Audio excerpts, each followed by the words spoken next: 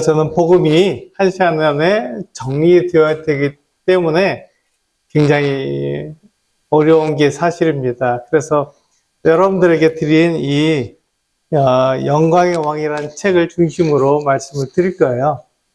왜냐하면 이 책이 잘 정리되어 있기 때문에 이 책을 가지고 말씀을 드리려고 합니다.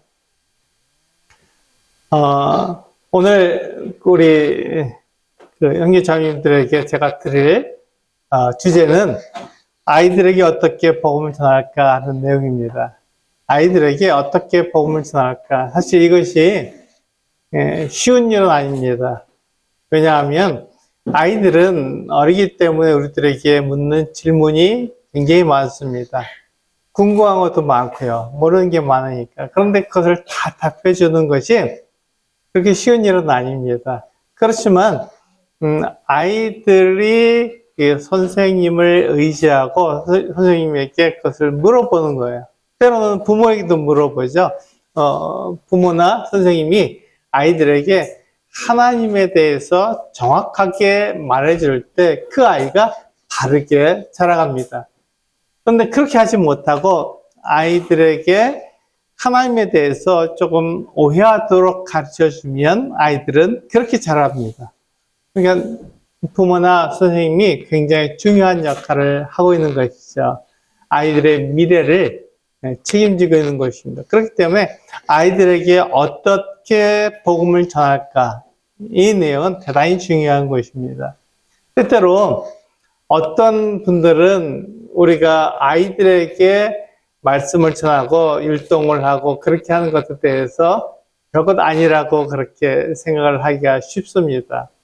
그런데 놀라운 것은요, 이 아이들에 대해서 관심을 갖는 것은 그냥 선생님들뿐만 아니라 하나님도 이 아이들에 대해서 굉장히 큰 관심을 가지고 계시다는 것입니다.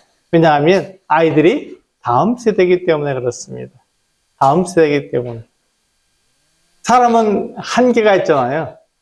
사람은 이렇게 젊게 살고 있지만 시간이 지나면 늙게 되고 또 주님 부르시면 가야 됩니다. 그런데 남는 것은 다음 세대가 남는 거예요.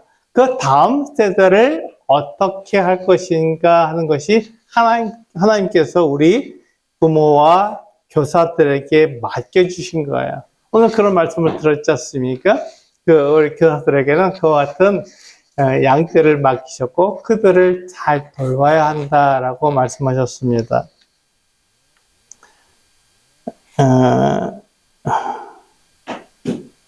그래서 우리가 오늘 주제처럼 이 아이들에게 우리가 어떻게 복음을 전할 것인가 굉장히 중요한 일이죠. 그 아이들은요, 이 하나님에 대해서 궁금하지만 그것에 대해서 우리 부모님과 그 선생님들이 어떻게 말하시는가가 굉장히 아이들의 장래를 좌우한다고 말씀을 드렸습니다. 저 같은 경우가 그 예에 딱 맞습니다. 왜냐하면 저는 초등학교 때, 중학교 때 선생님이 저에게 노래를 못한다고 말해준 거예요. 제가 노래를 못합니다. 노래를 정말 못해요. 그런데 어렸을 때 선생님이 저에게 노래를 못한다고 말해줬기 때문에 그것이 그냥 저의 뇌리에 박혀버린 거예요. 그래서 이 나이 되도록 늙도록 그 말이 저를 떠나지 않습니다. 그래서 개인적으로 노래를 부를 때야 뭐 얼마든지 하죠. 그런데 많은 사람들 앞에서 노래를 부를 때면 그 생각이 저를 딱 사로잡기 때문에 음정이 흔들립니다. 그러면 노래를 못하는 거잖아요. 그러니까 노래를 잘 못합니다. 그래서 어렸을 때 선생님이 나에게 해준 말이 평생을 가는구나 하는 생각을 가지게 되는 것이죠. 우리가 아이들에 대해서 똑같습니다. 우리 선생님들에게 그걸 물어보거든요. 하나님에 대해서 물어보기도 하고 예수님에 대해서 물어봅니다. 그때 하나님에 대해서 예수님에 대해서 정확히 가르쳐주면 이 아이들이 평생을 그 하나님을 믿고 섬기지만 그렇지 않으면 우리가 오해하는 그와 같은 모습을 가지게 됩니다. 그래서 우리는 그 아이들에 대해서 최선을 다해야 됩니다. 아이들이 어렸을 때 구원받았는지 구원받지 않았는지 우리가 어떻게 합니까? 모릅니다. 제 분별로는요, 아이들이 자기의 결정을 하기까지, 자기의 삶을 결정하기까지는 부모님이나 선생님들이 그것을 정확히 알지 못합니다. 그런데 나이가 들어서 일반적으로 고등학생 이상이 되면은 자기의 삶을 자기가 결정할 수 있다고 생각합니다. 그래서 그때가 되면 얘기합니다. 그래서 교회 장로들이 그의 신앙 고백을 듣고 그가 거듭났는지 그렇지 않은지를 판단해서 심리를 주어서 교회의 일원으로 받아들이게 되는 것이죠. 그 저는 어떻게 합니까? 우리가 하나님께 맡길 수밖에 없는 거예요. 그렇게 최선을 다해야 되는 것이죠. 그 아이에게 복음이 정확하게 전달되도록 우리가 최선을 다하는 것입니다. 우리가 확신할 수 없으니까. 그런데 그 아이가 그것에 대해서 자기의 삶을 정확하게 하나님께 맡길 수 있는 그 나이가 되었을 때, 그 신앙 고백을 하게 되었을 때, 그 신앙 고백을 토대로 해서 장로들이 분별을 하고 그에게 침례를 베푸는 것이죠. 그것이 우리들에게 주어진 사명입니다. 우리는 어린아이들을 맡았어요. 그 어린아이들이 자라서 어른이 될 때까지 돌봐주는 것입니다. 그때 그 아이들이 오해하지 않도록 최선을 다해서 성경을 가르치는 거죠. 그래서 오늘 우리 선생님들이 이와 같이 아이들에게 복음을 어떻게 전할 것인가 하는 주제를 가지고 우리가 생각해 보는 거예요. 이게 사실 1시간 동안에 복음을 다 얘기하는 게 쉽지 않지만 최대한 요약하고 핵심적인 부분들을 말씀을 드리겠습니다. 이것이 우리의 마음속에, 우리의 뇌리 속에 딱 박혀 있을 때 아이들에게 어떤 질문이 오더라도 그것에 대해서 대답해 줄 수 있는 그와 같은 힘이 생깁니다. 때때로 어떤 부모들은 또 자녀들을 억지로 예수를 믿으라고 강요할 때가 있습니다. 의외로 이런 예가 참 많습니다. 교회에 보면요, 부모는 이것이 진리라는 걸 알기 때문에 하나님을 믿는 것이 좋다고 생각되는 거라서, 그러니까 어린아이들이 하나님을 믿기 싫다고 말하는데도 강요합니다. 이렇게 윽박지르기도 하고, 때로는 여러 가지 부모의 그 생각을 가지고 자녀들에게 강요합니다. 근데 한번 생각해 보세요. 이 아이의 그 입장을 나를 대입해서 한번 생각해 보세요. 나 같으면 부모님이 강요하는데 내가 그걸 따르겠습니까? 그렇지 않죠. 그렇지 않습니다. 강요는 믿음이 아닙니다. 강요한다고 믿음이 되는 게 아니에요. 그래서 그 아이들에게 믿음을 강요하기보다는 어떻게 하고요? 예수님이 누구신지 잘 설명해 줄 수 있어야 됩니다. 왜 예수를 믿어야 되는지, 왜 하나님을 섬겨야 하는지 잘 말해 줄 수 있어야 되는 것이죠. 그렇지 않으면 그 아이가 나중에 자기 결정을 할 수 있을 때, 그때 다른 결정을 할 때 부모가 그것을 막을 수 없는 것입니다. 지금은 강요로 되지만 나중에는 그 아이가 결정을 할 때 부모가 어떻게 할 수가 없는 거죠. 이미 다 성장해 버렸고 성인이 되었는데 어떻게 강요를 합니까? 그러면 부모하고 이게 그 사이가 안 좋아지는 것밖에 될 수 없습니다. 그래서 아이들이 강요로 믿음을 가지지 않고 정말 자기가 왜 예수님을 믿어야 하는지, 하나님을 왜 섬겨야 되는지 알 수 있도록 잘 설명해 주는 게 필요한 것입니다. 하나님은요, 약속하시는 분입니다. 이게 중요하죠. 하나님은 약속하시는 분입니다. 그래서 하나님은 약속하시는 분이기 때문에 하나님이 계시다는 것입니다. 말씀하시는 분이세요. 하나님이 계신 것을 어떻게 알 수 있습니까? 네, 사람은 알 수가 없습니다. 하나님은 눈에 보이지 않고 또 손으로 만질 수도 없고 귀로도 그 음성이 들리지 않기 때문에 하나님을 알 수 있는 방법이 전혀 없습니다. 그런데 하나님이 사람들에게 말씀해 주시는 거예요. 그것을 우리는 계시라고 말을 합니다. 그래서 우리가 가지고 있는 이 성경은 하나님의 말씀이라고 우리가 말을 하는 이유가 하나님께서 사람들에게 계시해 주신 말씀이기 때문에 그렇습니다. 그래서 이 성경은 변하지 않는 거예요. 하나님께서 말씀하신 것이기 때문에. 그래서 우리가 하나님께서 약속하시는 분이라는 것을 우리가 믿는다면 그 하나님을 잘 나타낼 수 있는 사람이 누구죠? 네, 부모님과 선생님들입니다. 부모님과 선생님들이 하나님의 대리자 역할을 하는 거예요. 대신 하나님 대신 그 아이들이 성장하도록 도와주고 그 아이들이 올바른 길을 가도록 인도하는 것이 부모와 선생님들입니다. 그렇다면 그들이 어떻게 되죠? 하나님을 잘 나타낼 수 있어야 합니다. 하나님을 잘 나타내는 단적인 방법이 뭐냐면 하나님께서 약속하시는 분이기 때문에 부모와 선생님들은 약속을 잘 지켜야 한다는 것입니다. 그래서 약속을 지키는 거예요. 하나님께서 약속을 하시고 약속을 반드시 지키시는 분이라는 것을 아이들에게 정확하게 나타내려면, 우리 선생님들이 그 아이들에게 한 약속이 정확하게 지켜져야 한다는 것이죠. 그때 그 아이들은, 내 부모가 이렇게, 내 선생님이 이렇게 약속을 지키는 것처럼 그분들이 믿는 그 하나님이 약속을 지키는 분이기 때문에 그런 거야. 내가 비록 내 눈으로 볼 수 없고, 내 귀로 들을 수 없고, 내 손으로 만질 수 없는 그 하나님이 계신 것이 분명해. 그리고 그분이 말씀하시는 거야. 그리고 약속하시는 거야.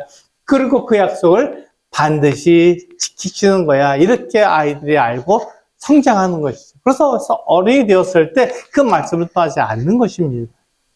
그것을 우리가 이야기하게 되는 거죠. 그런데 사람이 약속을 하면 그것을 반드시 지킬 수 있나요? 네, 그렇지 않습니다. 사람은 연약하잖아요. 제약이 있기 때문에 약속을 하지만 약속을 어길 수가 있어요. 그때 어떻게 되죠? 그때 아이들에게 솔직하게 내가 왜 약속을 못 지키게 됐는지를 말해줘야 됩니다. 변명하는 거 아이들이 모를 것 같아요? 더 잘합니다. 아이들은요, 부모니까, 선생님이니까 그냥 넘어가시는 거지, 그걸 모르지 않습니다. 변명하는 걸 잘 알아요. 그래서 우리가 변명하기보다는 솔직하게 얘기하는 거예요. 내가 왜 약속을 못 지켰는지 말해주는 겁니다. 그렇게 말해주고 그 다음 대안을 말해줘야 합니다. 그러니까 내가 이 약속을 못 지켰지만 새로운 약속을 할게 하고 다시 약속을 재차 잡는 거예요. 그래서 아이들이 그 두 번째 하는 약속을 믿고 기다리게 만들어주는 것이죠. 근데 어떤 부모는 약속을 하지만, 어떤 선생님들은 약속을 하지만 그 약속을 계속 어깁니다. 그렇게 될 때 어떻게 되죠? 그 아이들은요, 선생님이 약속을 계속 어긴 걸 보니까 하나님도 약속을 어기시는 분이야. 하나님의 말씀을 믿어봤자 아무 소용이 없어. 이렇게 생각하기 쉬운 것이죠. 그래서 하나님을 믿지 못합니다. 그것이 우리 하나님을 대신하는 하나님의 대리자인 부모와 선생님의 책임입니다. 굉장히 중요한 거예요. 이 단순한 것 같지만 약속 한 가지로 그렇게 달라지는 거죠. 이 아이가 그 하나님의 그 어떤 약속을 하는 것, 말씀하시는 것을 듣고도 하나님 약속을 지키지 않는 분이야 이렇게 생각했을 때 이 아이가 어린이 되었을 때 하나님을 믿고 섬기겠으니까 그렇지 못하다는 것입니다. 불가능한 건 아니에요. 가능합니다. 그렇지만 시간이 더 많이 걸립니다. 올바르게 성장하고 올바르게 진리를 가지고 성장하는 아이들과 이렇게 하나님에 대한 오해를 가지고 성장하는 그 아이들의 나중에 성인이 되었을 때 하나님을 믿는 그 기간은 다를 수밖에 없습니다. 왜냐하면 하나님은 약속하신 걸 지키지 않는 분이라는 생각이 그 머릿속에 있기 때문에 하나님에 대해서 이야기를 들어도 하나님이 또 약속을 어기시겠지. 내가 이렇게 올바른 행동을 하지 않으면 나를 벌하실 거야. 나에게 화를 내실 거야. 이런 생각을 갖게 되는 것이죠. 그게 우리가 어려서부터 가진 하나님에 대한 생각이죠. 신에 대한 생각이에요. 하나님이 화를 내시고 나에게 진노하시고 나를 벌하신다는 것이 우리가 어렸을 때부터 부모에게 배운, 주변 사람들에게 배운 그것도 신관이에요. 그러다 보니까 하나님 그러면 무서운 것이죠. 좋은 분, 우리 이론적으로 압니다. 하나님 좋은 분이야. 우리 그런 찬양도 불렀잖아요. 하나님 좋은 분이야. 착한 분이야. 나를 받아주신 분이야. 이렇게 노래를 하고 찬양을 하고 율동도 하고 다 하지만 막상 나에게 어려운 일이 닥치면 그때 그 믿음이 드러나는 거예요. 하나님은 아유, 나 같은 사람 어떻게 사랑하시오? 이렇게 갑자기 바뀌는 것이죠. 근데 그 모습을 누가 봅니까? 아이들이 보는 거예요. 아이들이 아무리 좋은 말을 들어도 실제로 부모가 하는 그 행동을 보고는 하나님은 결국 안 계시네 이렇게 생각하기 쉬운 것이죠. 그래서 우리는 하나님을 끝까지 믿고 마지막까지 하나님께 약속을 지키시는 분이라는 것을 우리가 생각해야 됩니다. 우리가 이런 생각을 가졌을 때 그 아이가 하나님에 대해서 잘못 알잖아요. 그러니까 이 아이가 바뀌겠습니까? 오래 걸려요. 시간이 더 많이 걸린다는 거죠. 정상적인 아이들보다 더 시간이 많이 걸리고 하나님만 하는데 더 노력이 필요한 것입니다. 그래서 저는 우리 선생님들에게 복음에 대해서 이야기할 때 정확하게 이야기해 주면 좋겠다. 하나님께서 왜 성경을 기록하셨는지 정확하게 얘기해 주면 좋겠다는 생각을 가지게 됩니다. 그래서 우리 선생님들에게 이 영광의 왕이라는 이 책을 가지고 제가 말씀을 드리겠습니다. 이 책은요, 우리 선생님들이 아이들에게 열심히 하신 일, 하나님께서 왜 우리를 사랑하시는지를 이야기해 주려고 그래도 그것이 아주 체계적으로 일목요연하게 잘 말하는 게 쉽지 않습니다. 그래서 이야기하고 또 저 이야기하다 보면 이게 막 혼란하게 되고 또 선생님이 좋아하는 그 같은 말만 하다 보니까 이게 잘못 전할 수 있게 되는 것이죠. 그래서 우리는 이 영광의 왕을 가지고 우리가 이 책이 이야기해 준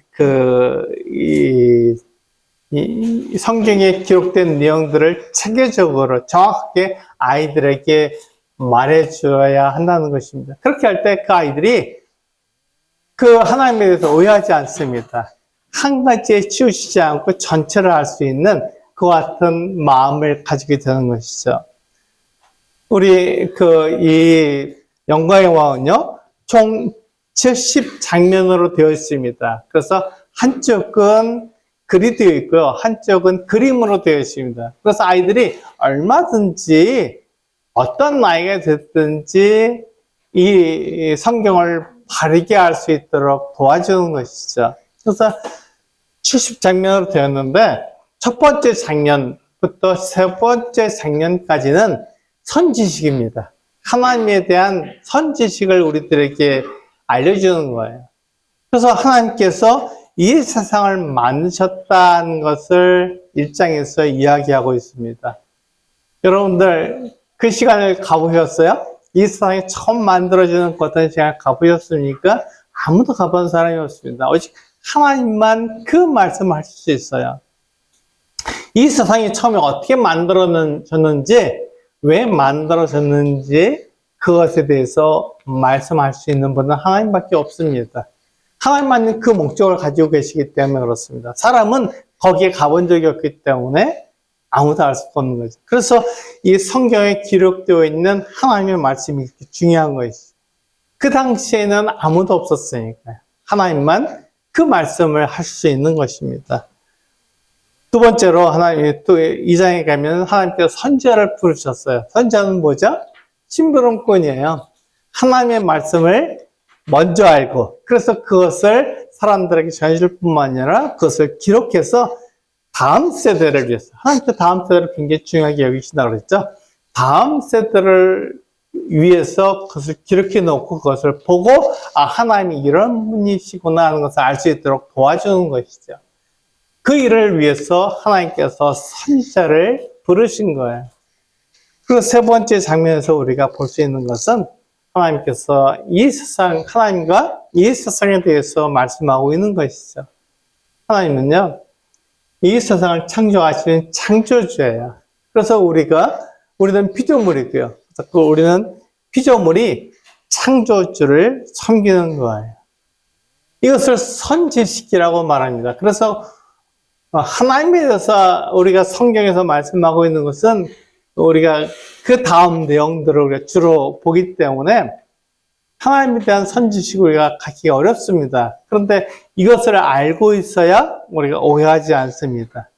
그래서 1장부터 3장까지 하나님께서 이 책에서는 우리들에게 선지식을, 하나님에 대한 선지식을 알려주는 거예요. 그리고 이제 1장으로 갔을 때 하나님께서 온 하나 만물을 지으셨다 이렇게 말하고 있습니다. 하나님께서 왜 이 세상을 지으셨나요? 목적이 있습니다. 하나님께서 이 세상을 지으시는 목적이 있는 거예요. 그 목적이 뭐죠? 사람을 위해서 이 세상을 지으셨습니다. 사람들을 위해서 이 세상을 지으신 거예요. 빛도, 또 물도, 나무도, 꽃도, 짐승들도 다 사람을 위해서 이렇게 지으셨습니다. 그러니까 이 날은 이렇게 세상을 만드신 것은 하나님이 분명한 목적을 가지고 계시고 그 목적 중에서 사람들을 이 땅에서 살 수 있도록 하기 위해서 이 세상을 만들었다. 그러니까 이 세상은 사람들을 위한 것이다. 이렇게 알 수 있는 것이죠. 그 하나님께서 남자와 여자를 지으셨어요. 그러니까 우리 사람들은요, 하나님의 피조물이라는 것이죠. 만들어진 존재라는 거예요. 그러니까 하나님이 사람을 만드셨기 때문에 사람은 그 하나님, 나를 만드신 하나님을 섬겨야 하는 것이 당연한 일입니다. 그런데 사람 그렇게 생각하지 않잖아요. 나를 내 마음을 짚었을 때 그것을 아는 것처럼 하나님은 보이지 않아요. 하나님 계신 것 같기도 하지만 안 계신 것 같기도 하거든요. 그러니까 하나님을 차시에 두고 내가 하나님처럼 살고 싶은 것이죠. 그것이 우리 사람들의 마음입니다. 그래서 하나님께서는요, 사람을 지으실 때 먼저 남자를 지으셨잖아요. 그래서 이게 그 아담에게 짐승들을 지나가게 하신 다음에 짐승들의 이름을 짓는 것을 보셨어요. 아, 똑똑하죠? 짐승들의 이름을 다 지으셨으니까. 그래서 이 사람은요, 마치 하나님과 같은 능력을 가지고 있어요. 이 세상에서 만물을 다스리게 되었으니까. 하나님은 안 보이죠? 사람은 능력이 있죠? 짐승들을 다스릴 수 있는 그런 뛰어난 능력을 가지고 있죠?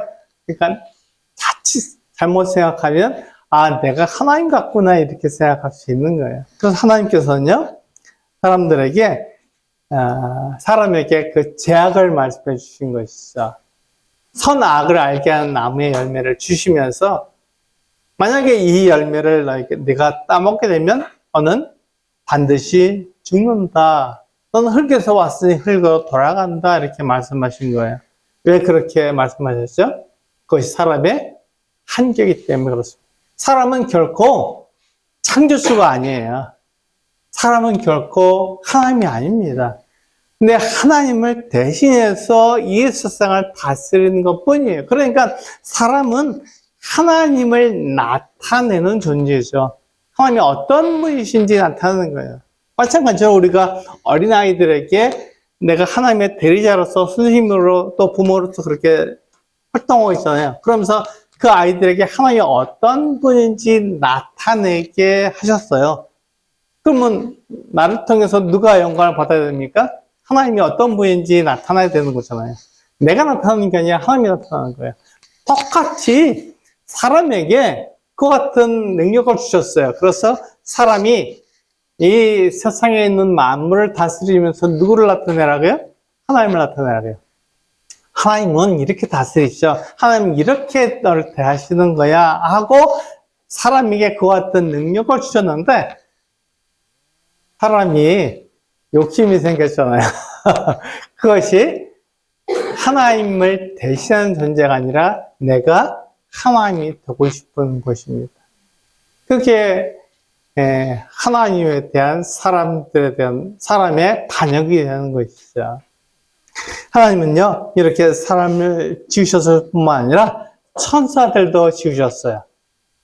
우리가 이 천사에 대해서는 잘 알지 못하지만 히브리서에서 천사들은 하나님의 사역자다, 일꾼이다 이렇게 말씀하고 있어요. 그러니까 천사들은 하나님께서 부르시는, 하나님께서 어떤 일을 시키는 그 같은 존재들이에요. 사람은 어떻죠? 하나님의 사랑의 대상입니다. 하나님을 나타내는 존재와 하나님이 시키는 일을 하는 존재는 다른 것이죠. 천사는 말 그대로 하나님의 일꾼들입니다. 하나님께서 시키신 일을 할 수밖에 없는 존재예요. 그런 사람은 다릅니다. 하나님의 사랑을 받는 사람이고 또 사람은 하나님을 나타내는 존재인 거예요. 그런데 이 천사들 중에서 천사의 장이 있습니다. 천사장 중에 한 명이 사탄인 것이죠. 이 사탄이 높으니까 하나님을 대신하는 존재가 되고 싶었어요. 그래서 이 사탄은 하나님을 대적하는 그런 존재가 된 것입니다. 내가 하나님처럼 높아질 것이다 이렇게 생각한 거예요. 그래서 처음에는요, 하와도 이 뱀의 말을 들었을까요? 안 들었습니다. 그 유혹에 넘어가지 않았어요. 왜냐하면 그것이 사탄의 뻔한 말이기 때문에 듣지 않았습니다. 그런데 이 하와가 어떤 말에 뱀에게 넘어갔습니까? 내 눈이 밝아져. 이 선악과 선과 악을 알게 하는 나무의 열매를 먹는 날에는 내가 죽지 않고 오히려 네 눈이 밝아져서 하나님처럼 될 것이다. 그래서 선과 악의 기준이 될 것이다 이렇게 말해준 거예요. 그러니까 깜짝 놀랐습니다. 선과 악이 기준이 된다는 것이 무슨 뜻이죠? 지금까지는 선과 무엇이 좋은 일이고 무엇이 나쁜 일인지를 결정하는 기준이 누구에게 있었어요? 하나님께 있었습니다. 그러니까 하나님이 이것이 좋다 그러면 좋은 거예요. 나하고 상관없습니다. 하나님이 좋다 그러니까 좋은 거죠. 거기 맞추는 겁니다. 이것이 나쁘다 이렇게 말씀하시면 그건 나쁜 거예요. 그런 해서는 안 되는 것이죠. 선과 악의 기준이 하나님께 있었습니다. 그런데 선과 악을 알게 하는 나무의 열매를 먹는 순간 그 선과 악에 대한 기준이 누구에게 오게 되는 거예요? 하나님께 있지 않고 사람에게 있는 것이죠. 나에게 있는 거예요. 사람에게만 있는 게 아니라 나에게 있는 거예요. 그걸 먹는 사람에게 있는 거예요. 그러니까 나에게 좋으면 좋은 거고 나에게 좋지 않으면 좋지 않게 됩니다. 그러니까 두 사람이 있습니다. 어떻게 할까요? 이 사람도 선악의 기준이 있고 이 사람도 선악의 기준이 있습니다. 그러니까 두 사람이 싸울 수밖에 없는 거예요. 갈등이 일어날 수밖에 없어요. 그러니까 어떻게 합니까? 갈등을 조율하죠. 서로가 좋게끔 하는 거예요. 만들어가는 거예요. 그것을 우리는 갈등 중재, 화해 이렇게 말을 합니다. 그러나 사람은 선악의 기준이 자기에게 있기 때문에 자기 중심적이에요. 자기 중심적입니다. 근데 이 하와가 자기만 이 선악을 알게 하는 나무의 열매를 먹은 게 아니라 그 남편에게도 주어서 그 남편도 먹었습니다. 아담은 어떤 사람이에요? 어떤 존재인가요? 하나님이 직접 말씀을 들었잖아요. 이 선과 악을 알게 하는 나무의 열매를 먹으면 반드시 네가 죽는다 하고 하나님께 직접 그 말씀을 들은 사람이에요. 그런데 이는 누구를 택했습니까? 하나님을 택했습니까? 그 아내를 택했습니까? 네, 그래서 남자들은 아내에게 붙잡혀 살 수밖에 없는 거예요. 이게 처음부터 그렇게 됐으니까요. 처음부터. 그래서 남자 여자가 이렇게 시작이 되었고, 여자들은 남자를 주관하고 싶은 것이죠. 이 남자들은 연약해요. 아내가 이렇게 하자고 그러고 그렇게 할 수밖에 없는 존재입니다. 잘 봐주세요. 근데 이렇게 악을 행했을 때 그들에게 찾아온 것은 부끄러움입니다. 숨는 거예요. 그 전에는 하나님 앞에서 부끄럽지 않았습니다. 숨지 않았습니다. 당당하게 하나님과 같이 교제하고 즐겁게 하나님을 맞이할 수 있었어요. 그런데 선과 악을 알게 하는 나무를 먹는 순간 하나님을 떠나게 되었고 하나님을 피해서 숨게 되었습니다. 이것이 바로 사람의 운명이죠. 그러면서 이 사람들은 어떻게 됐습니까? 핑계를 댔어요. 하나님 당신이 나에게 주신 그 여자 이 하와가 나를 유혹해서 이렇게 내가 선악과를 먹게 되었습니다. 하나님께서 하와에게 물으시죠. 너는 어떻게 이렇게 했느냐? 그때 하나님, 이 뱀이 나를 이렇게 유혹해서 내가 이렇게 됐습니다 하고 핑계를 대는 거예요. 다른 존재에게, 다른 사람에게 나의 그 잘못을 인정하지 않고 핑계를 대는 거예요. 이 사람 때문이, 저 사람 때문이 이렇게 누구 때문이라고 그렇게 핑계를 대는 것입니다. 이게 사람의 본본인 것이죠. 그것 때문에 우리가 갈등이 일어나는 것이죠. 근데 이것이 아담과 하와에게만 주어졌을까요? 아담과 하와는 첫사람이니까 그 사람들에게 속한 사람들은 모두가 다 아담과 하와처럼 하나님을 떠나야 했습니다. 그것을 단적으로 보여주는 게 이 아담과 하와의 아들인 가인과 아벨이에요. 그들이 이제 태어나서 성장했습니다. 그들 스스로 하나님께 제사를 드릴 수 있는 것은 나에게 되었어요. 근데 가인은 농사하는 사람이었고 아벨은 양을 치는 사람이었습니다. 어떤 것으로 하나님께 제사를 드렸나요? 가인은 당연히 자기가 농사지은 농산물을 가지고 하나님께 제사를 드렸습니다. 아벨은 자기가 키운 양을 가지고 하나님께 제사를 드렸습니다. 그런데 가인과 아벨이 제사를 드린 것을 봤을 때 그 제사법은 그 부모에게 배운 것이다 라고 생각할 수밖에 없어요. 왜냐하면 그렇지 않고는 하나님을 알 수가 없으니까요. 그래서 이들이 하나님께 제사를 드릴 때는 어떻게 드려야 되는지 그것을 알 수밖에 없었지만 그것과 상관없이 내가 가장 공들인 것, 내가 최선을 다한 것, 그것을 가지고 하나님께 드릴 것이죠. 그런데 여기에서 우리가 분명히 알 수 있는 것은 가인과 그 제물은 하나님께서 받지 않으셨고 아벨과 그의 제물은 하나님께서 받으신 거예요. 문제가 어디에 있죠? 히브리서에 보면 그 제물에 있다라고 분명하게 우리들에게 말씀해 주고 있는 것입니다. 저는 지금 이 말씀을 드릴 시간이 없기 때문에 그 성경 구절을 말씀드리지 않습니다. 만약에 성경 구절을 원하시면 우리 복음 집회 했던 그 영상들을 보시면 거의 다 나올 거예요. 거기에는 이 성경 구절들을 제가 인용한 것이 나옵니다. 그런데 지금은 제가 성경 구절을 찾지 않고 그냥 말씀만 드립니다. 근데 이 가인과 아벨이 그렇게 하나님께 제사를 드렸을 때 하나님께서 가인과 그 제물을 받지 않고 아벨과 그의 제물만 받으신 거예요. 그럼 어떻게 해야 됩니까? 가인이 내가 잘못됐구나 이렇게 생각이 되는데 그렇지 않았습니다. 이게 하나님을 떠난 사람의 모습인 거예요. 어떻게 했죠? 우리가 잘 아는 것처럼 가인이 그 동생 아벨을 죽였습니다. 왜 죽였습니까? 나는 하나님이 받지 않으셨는데 어떻게 동생 아벨과 그의 제물은 받으죠? 그래갖고 자기의 잘못을 하나님께 고백드리고 자기의 삶을 바꾸는 게 아니라 진리 가운데로 돌아가는 게 아니라 자기 중심적이니까 내가 오라. 넌 잘못된 거야. 그래서 아벨을 죽여버린 거야. 그래서 아벨이 없으면 하나님께서 나를 받으시겠지 이렇게 생각한 거죠. 근데 선과 악의 기준은 누구에게 있습니까? 하나님에게 있어요. 사람에게 있는 게 아니죠.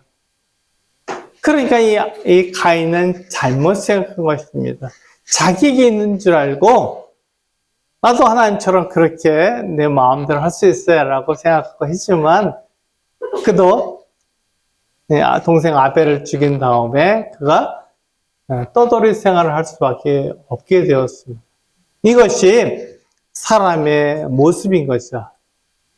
유력할 수밖에 없던 거예요. 여기 보시면 우리가 많이 듣던 얘기죠. 네, 우리 아이들은 다 이렇게 말을 합니다. 내가 주인공이다 이렇게 얘기하는 자기 중심적인. 그래서 그 자기 중심적인 그 아이들을 바라볼 때 너 잘못됐어 그렇게 하면 안 돼 이렇게 말하는 게 아니에요. 왜 그렇죠? 그 아이들은 날 때부터 하나님을 떠나기 때문에 그들이 가지고 있는 죄성, 죄의 본능이 그들을 자기중심적으로 만든 거예요. 그래서 그 아이들은 어떻게 해야 되죠? 그 아이들이 진리를 알도록 도와줘야 되는 거예요. 그 잘못된 건 잘못된 거죠. 잘못됐지만 그것을 그 아이를 탓하는 게 아니라 그 아이가 왜 그렇게 행동하는지를 알려줘야 되는 거예요.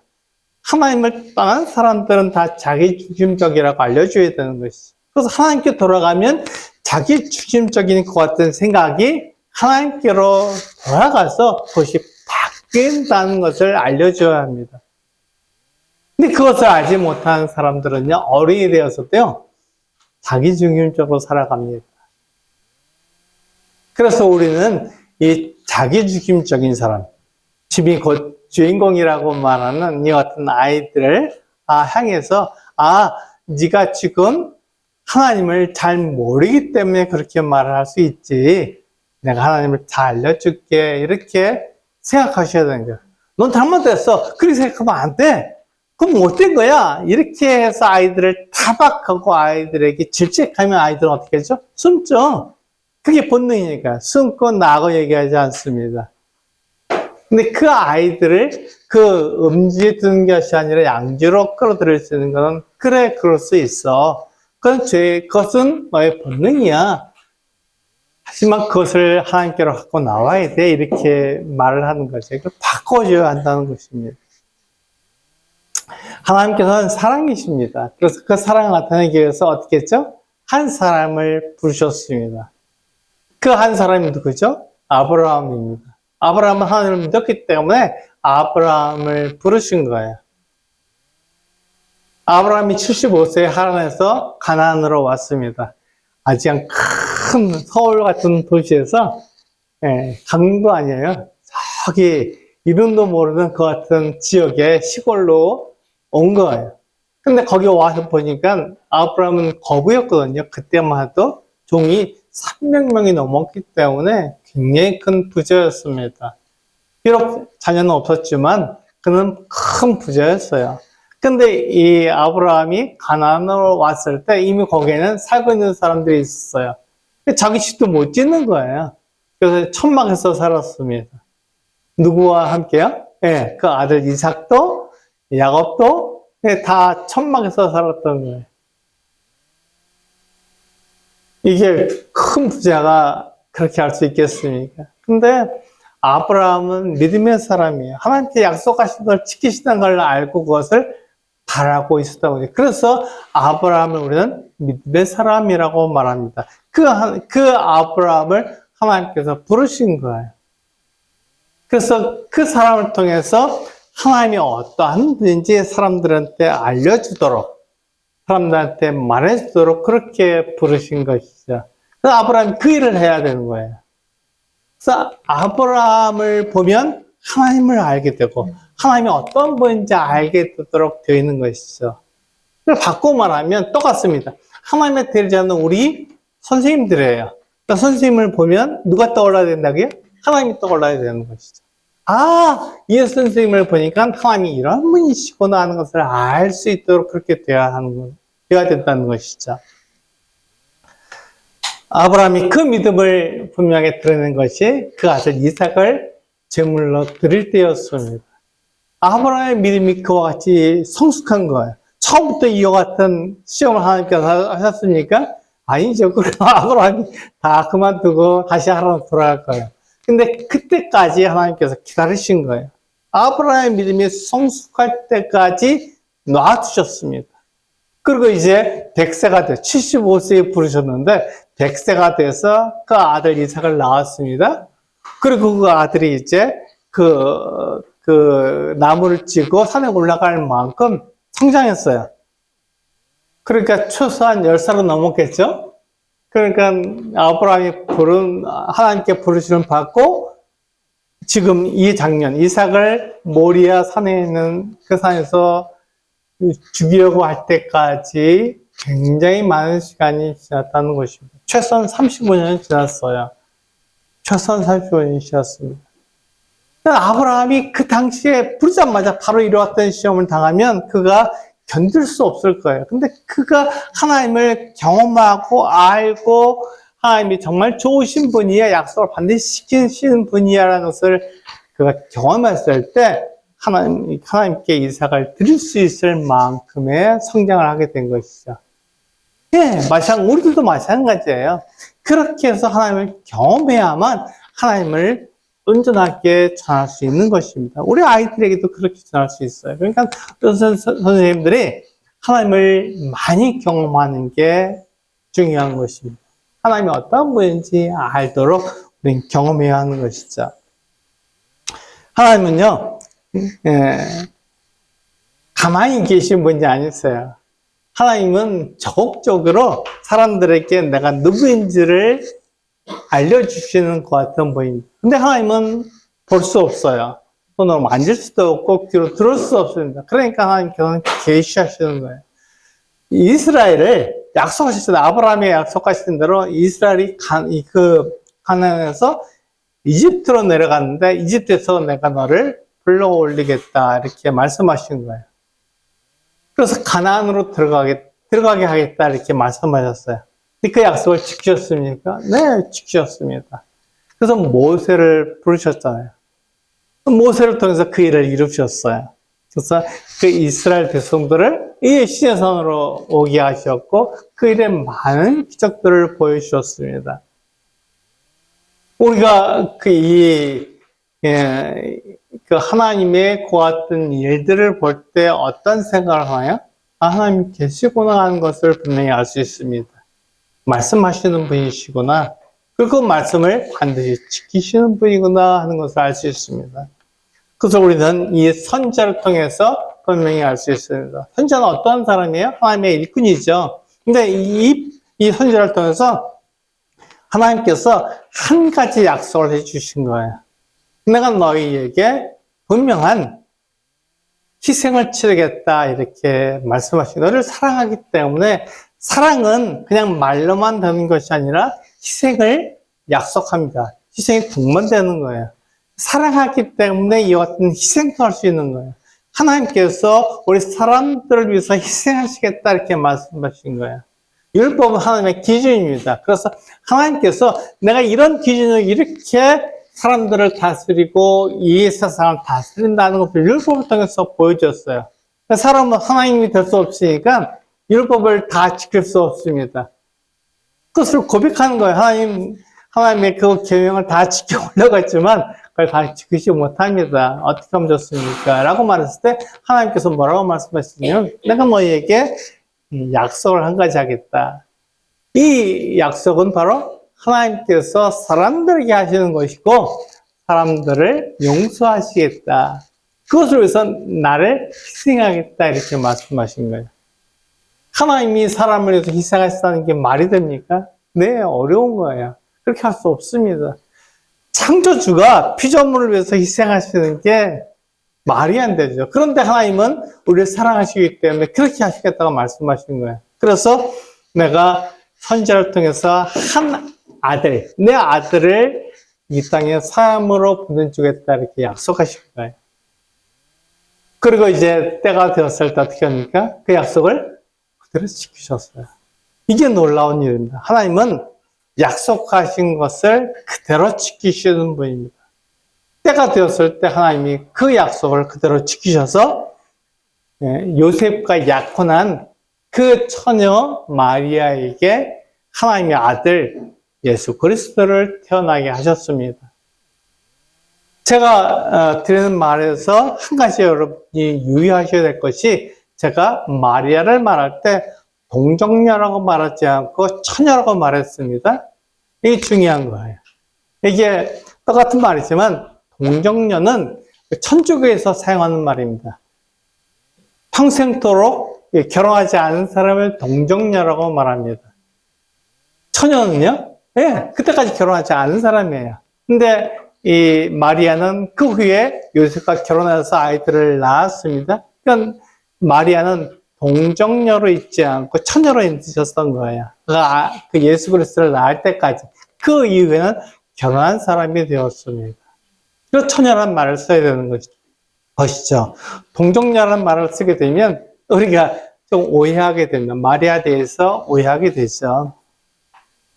근데 예수님은요, 이 세상에 왔을 때 목적을 가지고 이 세상에 태어나셨습니다. 어떤 목적을 가지고 태어나셨습니까? 네, 죽는 거예요. 사람을 위해서 희생하시는 그 어떤 목적을 가지고 오신 거예요. 이것이 하나님의 사랑입니다. 그래서 예수님은요, 예루살렘에 올라가시기까지 자기를 가만두지 않으셨어요.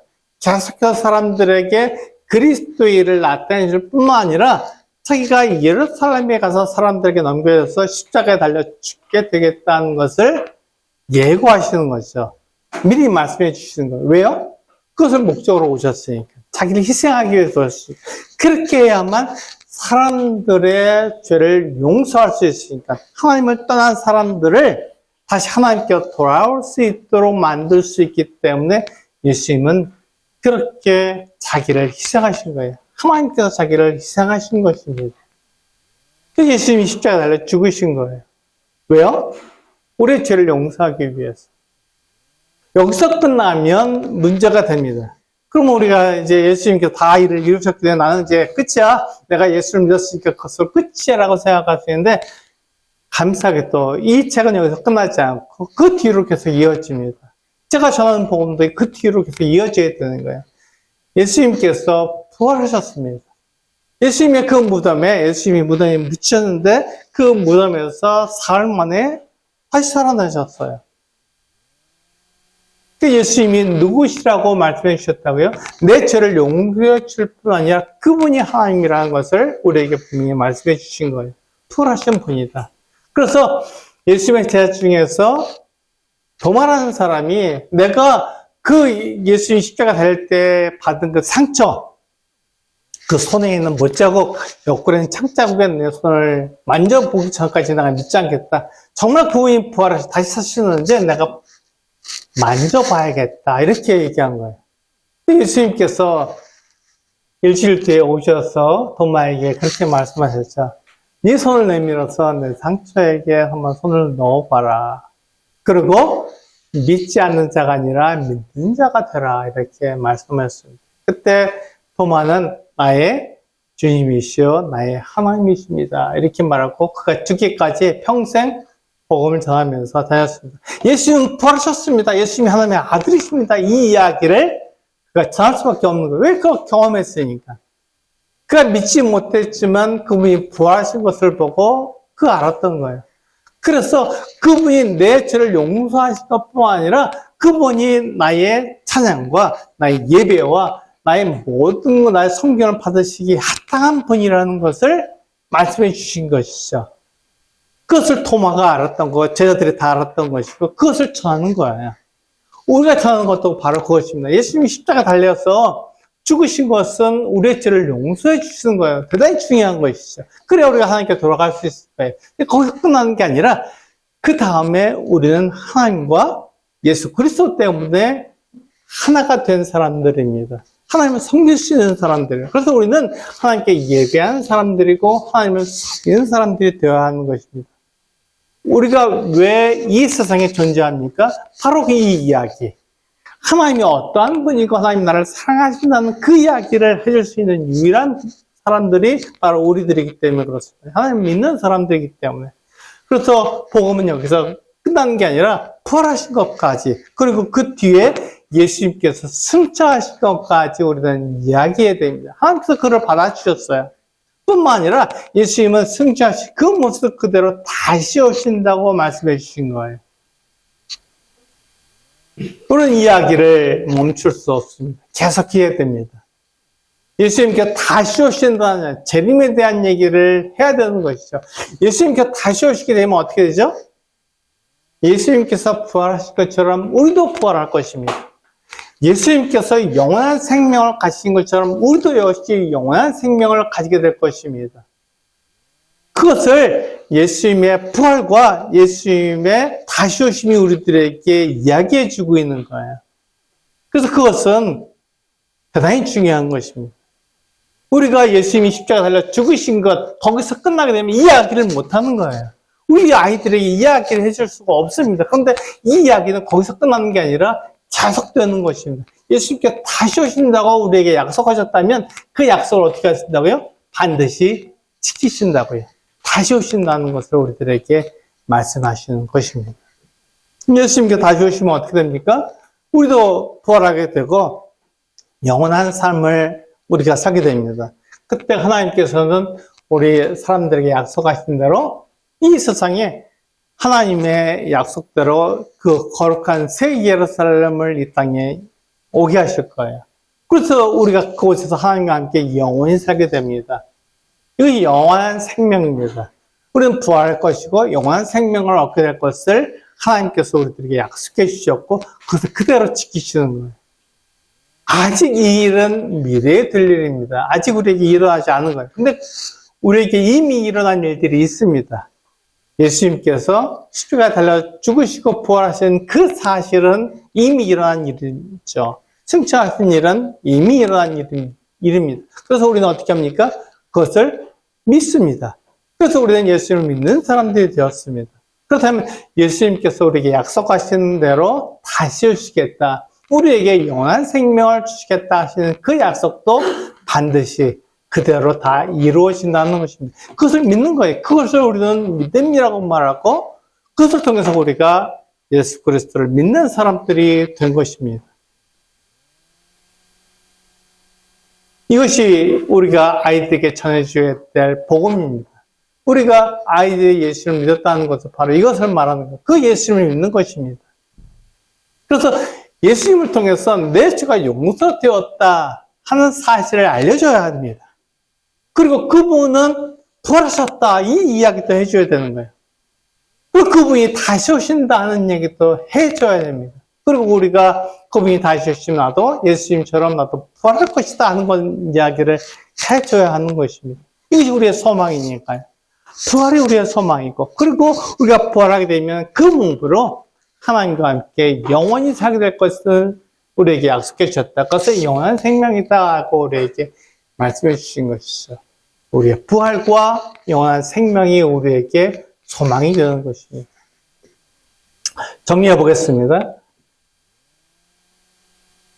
사단은 우리들에게, 사람들에게 말을 하죠. 어떻게 말을 합니까? 하나님을 떠나면 네 마음대로 살 수 있어, 자유롭게 살 수 있어 라고 말합니다. 그래서 사람이 하나님처럼 되려고 선악을 알게 한 나무 열매를 먹었습니다. 근데 그들에게 찾아온 것은 자유로움이 아니라 부끄러움이었습니다. 숨어서 하나님을 피하는 방법밖에 없는 거예요. 그 사람의 본능이고 그렇게 되었습니다. 사람은 자기의 그 어떤 잘못된 것을 인정하기보다는 핑계를 대기 원하죠. 그래서 나에게 잘못하는 사람, 내가 싫어하는 사람을 죽이고 내가 그렇게 하는 것을 우리의 본성이 그렇게 우리에게 말을 합니다. 우리는 그런 사람이 되려고 애를 씁니다. 사람은 자기중심적이에요. 자기중심적입니다. 그래서 이 자기중심적인 이 사람이 하나님을 알도록 우리가 이 말씀을 찾으는 거예요. 하나님은 창조주시고 우리는 만들어진 피조물일 뿐이에요. 우리가 하나님을 섬겨야 되는 것이야. 선악의 기준이 나에게 있는 것이 아니라 하나님께 있는 것이지. 하나님께서 그 선악의 기준을 우리들에게 이 성경을 통해서 말씀해 주시는 거야. 성경 처음부터 끝까지 하나님의 선악의 기준을 우리에게 말씀해 주고 계시고 그것을 통해서 우리는 하나님을 섬기는 거야. 이렇게 말해주는 것입니다. 그것이 우리의 복음이고 우리가 우리 아이들에게 전해야 될 가장 중요한 말씀인 것입니다. 오늘 우리가 저와 같은 올드보이를 불러서 우리 형제 자매님들에게 이와 같은 말씀을 하시게 하시는 이유가 바로 이것이다 생각을 가진 거예요. 우리 아이들에게 정말 참된 복음을 전해주고 그 안에서 아이들이 자유롭게 하나님을 섬길 수 있도록 만들어주는 것이 우리들에게 필요한 일이 아닐까 생각을 하게 됩니다. 네, 이사로 마치고 기도하시고 오늘 순서를 마치고 이후에 또 저기 있죠? 질의응답 시간이죠? 네, 궁금하실 텐데 질문을 많이 해주시면 좋겠습니다. 기도하시겠습니다. 아버지 하나님, 참 주에 있을 것 같은 청년들을 주님께서 부르셨습니다. 하나님의 그 진리를 찾아 하나님의 그 같은 사실을 찾는 사람들을 하나님께 부르셨습니다. 그래서 우리 선생님들과 우리 부모님들을 부르셨습니다. 이들에게 하나님을 대신할 수 있는 그 같은 능력과 힘과 지혜를 주셨습니다. 그들이 아이들에게 정말 하나님을 알 수 있는 믿음을 전할 수 있도록 그렇게 인도해 주신 것에 감사를 드립니다.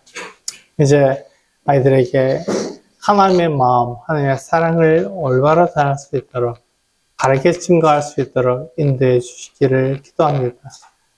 오늘 함께 짧은 시간에 함께 나눴지만 이와 같은 내용들을 기억할 수 있도록 도와주시고 또 질의응답 시간을 통해서 많은 것들을 궁금한 것들을 얻어갈 수 있도록 주님께서 도와주시기로 합니다. 그래서 우리 아이들을 하나님께로 온전히 인도할 수 있는 좋은 부모, 좋은 선생님이 될 수 있도록 인도해 주시옵소서. 감사하고 우리 주 예수 그리스도의 이름으로 기도합나이다. 아멘. 감사합니다.